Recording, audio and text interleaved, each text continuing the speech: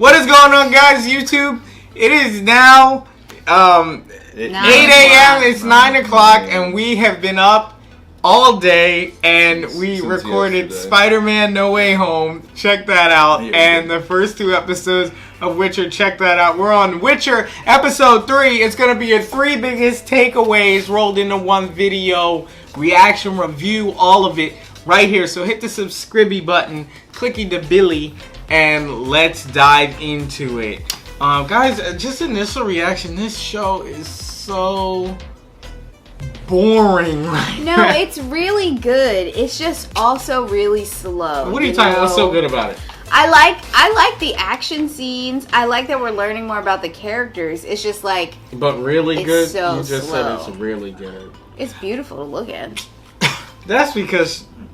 I mean, Henry is also beautiful to look at, but the show is good too. No, I think the problem that we're having right now is that it has been a very slow build, and I think that once we hit the big turning point in the series, I think at that point it's really going to pick up. They had the weird vision, but that was basically tossed away in this episode because the entire focus of episode 2 essentially was completely just irrelevant to episode 3. I'm not worried at all about it not being tying together and making sense, because this was a lot like season 1. I think we gave season 1 a lot of space because we were being introduced to The Witcher, the characters, the world, the arc, all that stuff. I think it's going at the same pace, but it's harder to be as patient because we know the characters, we know the world. Yeah, but I guess the thing, I don't think so, but I still think a show has the same kind of design and structure where it pulls you in. It has to kind of pull you in. I mean, I watched season 1 of The Witcher now twice, and that opening scene, right, where it's just the deer in the woods, and then a giant monster comes out and he's fighting, and then it kind of throws you into the world where this is just, I think it's too confident in the world phenomenon that it is, and so it's not trying to convince anyone, and that's exactly what it is. I think it is still entertaining. It's just you're wrong. A slow build. I guess I can kind of see both points, where it has been a very slow build, but it also feels as if like our monster of the week just doesn't hit the same way that the monsters did in the first season. Yeah, that's I think that what we're seeing is almost a lazy attempt to just throw a monster at Geralt with no real challenge. But like in this episode, we didn't have a monster. That's even worse. Right. Yeah. I also think the fact that we're all sleep deprived right now is also adding to this. Well, I think, but listen. Okay, but a good show should keep you awake. No, this is a discussion on whether we should continue back to back. No, guys, we're doing it for you. If you appreciate it, hit that subscribe button. But I feel like we were fighting a tree last week. I think that the first thing we kind of came up with was Geralt actually going through with his training with Ciri, and one of the things about that was telling her about her past. Yeah. She didn't know that he knew her parents so well.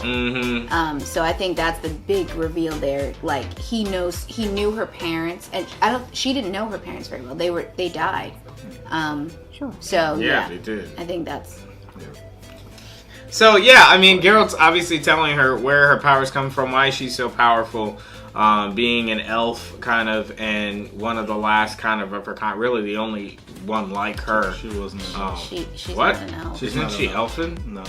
Is it? No. She might. No. Wait. She's part gopher. She's got some gopher in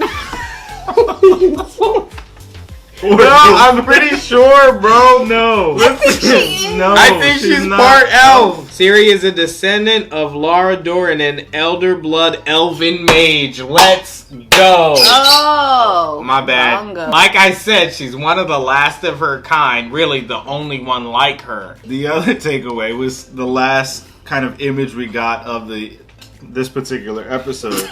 And it's at the ceremony where the Black Knight of Nilfgaard was about to be beheaded, and they had Yennefer with the axe ready to chop his head off, but she frees him and escapes with him. So this was the final image that we would see in this episode. Where do we think this is actually going to go?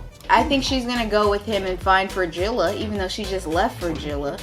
I think they might be going to Central. Listen, But those I are don't the know takeaways. They're all gophers to me. Hit the subscribe button. Weird old lady said that if Yennefer came to her, she would get her powers too. She said, Right. "Come to me." So that's where they're going then. Let us know in the comments down below, what are you getting from this? Because it just seems like there's not a whole lot to grab onto besides the fact that it's The Witcher. The fact that it's known to be an amazing And show. it is beautiful to look at. The cinematography is very It's just good. got all And we got good action in every episode so far.